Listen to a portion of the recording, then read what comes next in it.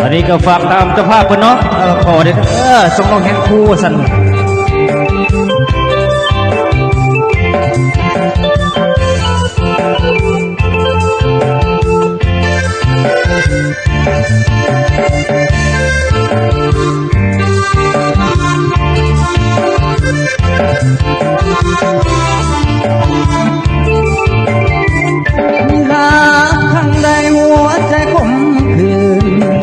เมื่อน้องกลายเป็นอื่นแล้วนางเปลี่ยนใจกลาครั้งหนึ่งครั้งสองก็พอทนไว้แก้วตามาถึงครั้งสีนี้นาสิ้นความเมตตาเห็นใครขายข้าวในนาส่งน้องเหียงคู่เพื่อให้น้องสมรู้ได้เป็นคู่อยู่เฮียงจังอายพอเห็นจบแล้วน้องแก้วก็มีหลายใจมีแฟนรถเก่งคันใหญ่ลืมสายที่อยู่บ้านนาเพราะว่าอกหักยังใครกว่าหาก็เป็นทั้งนี้มันแสนลำเค็นได้พบเห็น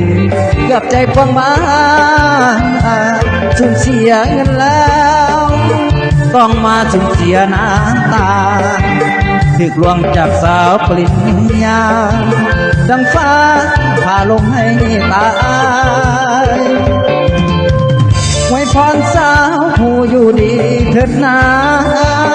กับหนุ่มรถเก๋งยามตาไอ้เบาสาวนาพอลาน้องไปบุญไอ้มันน้อ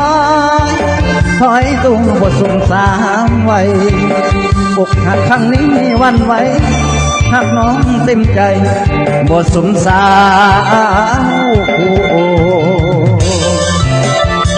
รพิเศษกับฝากกันนะเจ้าภาพกันน้องขอสนอง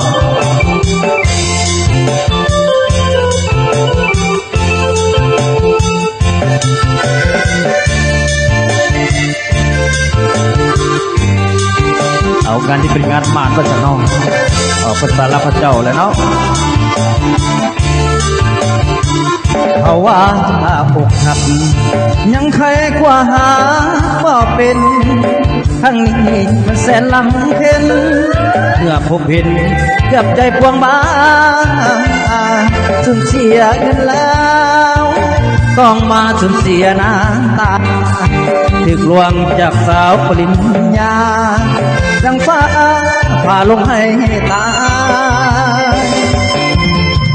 ไว้พรสาวผู้อยู่ดีเถิดนากับหนุ่มวัดเจ๋งงามตาให้บ่าวสาวนาพอลาน้องไปบุญอายมันน้อยถอยดงก็สงสารไว้อกหักครั้งนี้วันไว้หักน้องเต็มใจบ่สงสารผู้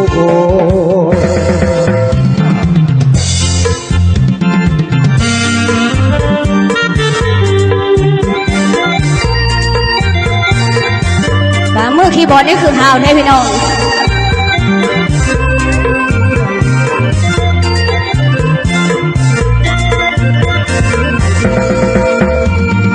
อยากกอดได้จังสองนานอยากกอดแค่นี้เพราะอายคนมีเจ้าของเลยมาให้ก่อนหน่อยนับพนมเนื้อทองถึงบ่ได้อายมาขอแต่มากอดน้องจังสองนานกอดโดนน้องยันคนเห็นเพราะน้องมันเป็นละคนมาทีหลังของดีถึงมีไม่แล้วน้องก็ยังห้ามให้ความตั้งอย่ากอดจักสองนาทีแค่กอดแค่นี้ดีใจอยากเห็นแบ่งเวลามาหาน้องบ้างก็ต้องมาค้างแต่หน้าน้องก็มีแฟนลอยมาของคนต้องต้องกันเทินย้อนไปเนี้ยตั้งถึงน้องหักอายอย่างแน่แต่น้องบอกกล้ายังสามีใครอยากก็ได้จากสองนาทีอยากกอดแค่เนี้ยไอ้มีเวลาบ้างไหมฉันได้กอดที่จากสองนาทีก็มีแน่ใจเลย จัก2 นาที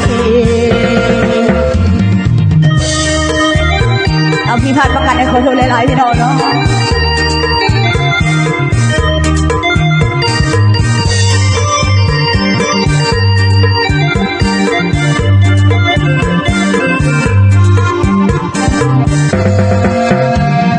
แบ่งเวลามาหาน้องบ้างบ่ต้องมาค้างแต่หน้าน้องก็มีแหงเลยมาของเพิ่นต้องตอกกันเฮินย้อนไปเมียมันยังน้องหักอายอย่างแหงแต่น้องบอกลายังสามีตายอยากกอดอายจัก2 นาทีอยากกอดแค่เนี้ยไอ้มีเวลาบ้างไหมขันได้กอดที่จัก2 นาทีก็มีแค่ใจเลยมาให้กอดได้ไหมน้องอยากกอดอายจัก2